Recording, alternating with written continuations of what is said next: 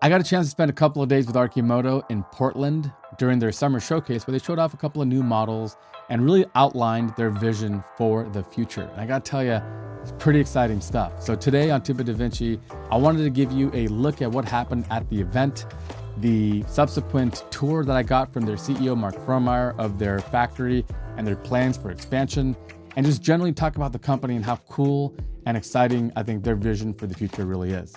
So without further ado, let's get into it here on Tuba Da Vinci. All right, so first and foremost, they had a little bit of an event where they talked about their progress and all their new models. And I gotta tell you, one of the coolest parts about this company from the get-go is how well they've architected their platform. As a software engineer, I always talk about the architecture of a platform because if you've done a good job, you can support a whole host of products from it. What percent of parts commonality do you have between like seemingly very different machines like a Roadster and an FUV? Between the FUV and Deliverator, it's like 95% the same parts. The Roadster is a little bit different just because it takes away the upper frame assembly and has a very custom motorcycle type saddle and rear frame. But even there, I mean, I would think we're almost certainly over 85%, something like that. That's fantastic. Which, from a production standpoint, it means that we get the economy of scale across the whole product family.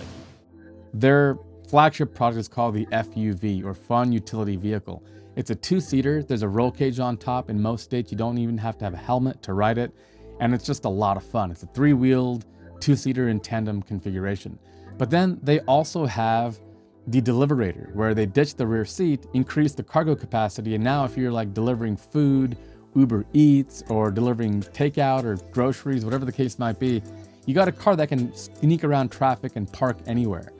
There's also a first responder version for paramedics and ambulances and police departments and stuff. And recently they just announced the Roadster. You take the top off and all of a sudden you got yourself a motorcycle. I actually had a chance to take both of them around the track. I'll talk about that here in a second. Maybe the one that caught my eye the most was this truck configuration. So they partnered with a company called SherpTech, also local to Oregon, to build this truck variant of the Arcimoto. Now, gone is the rear passenger seat and cargo compartment, and instead, you have a big flat bed. What's really cool is the sides fold out to expose even larger cargo area. And in this video, you'll see that a full-size pickup truck is unloading its contents, and it's seemingly fitting in the Arcimoto. It's a great showcase of just how capable a truck like this could be. To get a clear message about their mission statement, I'm gonna turn this over to Mark Frohnmayer and let him talk about it. We envision a city that is not dominated by the car. The way we live now is we've got these giant machines that we drive by ourselves for all of these very simple trips. The real pitch of Arcimoto is if we right-size the footprint and electrify it and share it better, utilize the vehicles better, we can get rid of the parking lots, we can get rid of a lot of the lane miles, we can start really reclaiming our urban space and solve the giant problem of emissions that we must solve as rapidly as possible. All right, so now let's talk about the riding, driving reactions I had while taking these things out on the Portland Raceway track. First of all, the classic Arcimoto with the roll bar feels really planted and feels really like a car. It doesn't feel that different, except for the motorcycle handlebars instead of the steering wheel. Of course, that'll take you some time to get used to. I've been a motorcycle rider for about 20 years, so for me, it felt pretty natural. But as I mentioned, because it has a full roll bar, in most states, you don't even have to have a helmet, just probably some sunglasses and if you don't want too much wind in your face or your eyes. But otherwise, you're good to go. And then there's the Roadster, which was a absolute blast to ride. All right, here we go. Arcimotos. This thing ditches the top, so as a result, there's way more flexing in the body. All right, you ready? Let's go.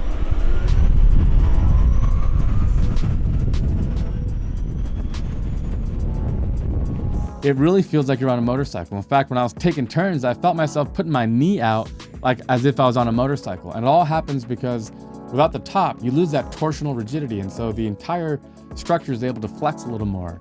And that's what gives you that sense of like leaning back and forth on a motorcycle compared to riding in a car, which is kind of planted. But it was an absolute blast. And every time I'd bring it back in, I'd kind of look at the line, and if there weren't that many people waiting for a ride, I'd want to just take it out again. It was an absolute blast. By the way, shameless plug, but I should probably just kind of quickly pitch our Patreon and our YouTube channel membership real quick. We call it our 2-Bit Tribe. And actually one of our tribe members, Robert, say hi. who is a supporter of ours, he's a YouTube channel member, he was actually with us on this trip. He loves Arcimoto as well. And I said, yeah, come on out. We'll get a place and we'll rent a car and we'll check out Arcimoto. Here's some footage of him on a Roadster. So if you want to join an awesome community of other people who love the future and think it's going to be bright, check out the links below and come and join us as a 2-Bit Tribe member. And thank you to all of our current members for your support. It's what allows us to buy plane tickets and pay our own way to go to events like this and to keep bringing this content to you. How loud is an Arcimoto?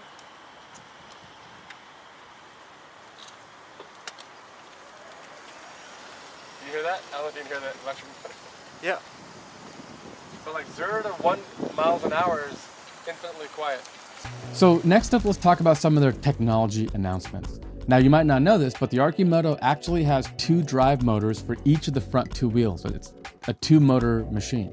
I will say one of the gripes I had about this vehicle is its slow speed. If you're at pretty much at a park and you're trying to move in and back into a spot or back out of a spot, it was kind of tough to move the steering wheel. It's kind of like moving an old car without power steering. Now they did have a power steering motor, but it was still really tricky.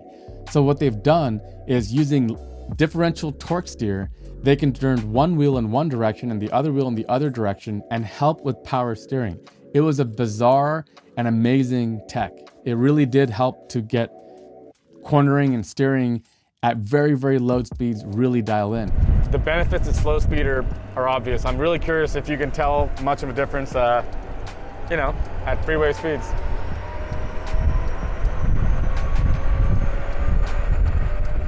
It actually helps you also at high speed, because if you have torque vectoring or ever driven in a car that has torque vectoring, what it does is it sends more power to the outward wheel. So it feels like it's clawing and pulling you through turns. It's a really incredible feeling, and it's one of those welcome things on the Arcimoto. The second piece of technology that they announced was a little bit of autonomous driving features. So first, by allowing the car to be controlled via software, that opens you up to being able to be driven by a computer. And they're working with a company in order to be able to remotely operate the vehicle and eventually have full autonomy. Arcimoto is not investing in the autonomy themselves, but they'll eventually partner with companies that can provide the autonomy. And until then, they can even just do a remote control service where they can have an operator remote control an Arcimoto to your location to pick you up. The ride sharing options are really endless. In fact, if you want to check out an Arcimoto, and if you're in Key West or San Diego, Eugene, Oregon, there's going to be newer locations. Go check out Arcimoto and rent one for the day. It is a blast. It takes like 5 minutes to figure out and you'll have a great time with it. So then let's talk about the elephant in the room, which is probably what you're waiting for, is the price. Arcimoto is currently selling their FUV for about $20,000, which is half the price of all the other EVs out there before incentives. But most of you are probably thinking that's too much money. And I think you might have a good point there. And that's why Arcimoto is working with Sandy Munro and Associates, because they're trying to drive all their manufacturing costs down to be able to target a price around $15,000, and who knows, maybe in the future, even lower. So Mark will tell you he has obsessed about every part and every piece and trying to figure out how he can drive down costs to be able to bring this thing closer to that special price point. I think at $15,000, you can think of it as a second car or something to add to your fleet as opposed to being your only car, which is probably what most of you are thinking. But as I mentioned, there's tons of configuration options. There are models with doors, and they'll have fully enclosed ones if you live in, Washington or the UK where it rains all the time. So the car really does have the right underpinnings, and I think it's just a matter of taking that tech and that approach to bring that cost to the right point. Speaking of this is where the technology and the cost savings kind of intersect. But remember the torque vectoring we mentioned before? Well, imagine if they can get rid of the power steering unit now, because via software, they can turn the wheels and give you the essence of power steering without one. That's exactly the kind of innovative thought and design considerations that I think Arcimoto is really excelling at right now. They've been doing this for a while. There's hundreds of customers with their Arcimotos out there in the wild. We met with a lot of them. They love their cars, bikes, They're FUVs, they love their fun utility vehicles, and that's really kind of the point of this whole thing. It really is kind of a new market. And I will say if I had one, I could probably do all my grocery shopping and most of my trips around town without my kids with just one of these. So that is a look at Arcimoto. I gotta say a huge thanks to the entire Arcimoto team for all the access. It was incredibly awesome to meet all of you.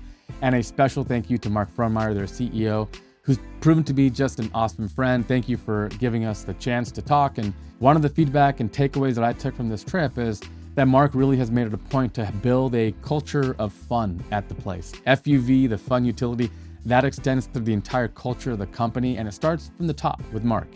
And I really do like their vision for the future. It's not just electric, it's more than that. I like the idea that we don't need these massive, huge vehicles if all we're doing is just getting from point to point. So in the future, especially as delivery of things becomes a bigger and bigger market, I think a car like this could be just what the doctor ordered. All right, so that pretty much does it. This was a fantastic on-site look at Arcimoto. If you have any questions, let us know. We can definitely go reach out to the team and see if we can get them answered. I think that pretty much does it for us. Thank you so much for watching. A huge thank you to all of our patrons on Patreon and our YouTube channel members. We call you guys the 2-Bit Tribe. Your support in these times helps us to pay for trips to go and attend. Thank you so much as always. All right, that pretty much does it. I'm Ricky with 2Bit Da Vinci. Thank you so much. And just remember, the future is going to be awesome. Can I have some of your coffee?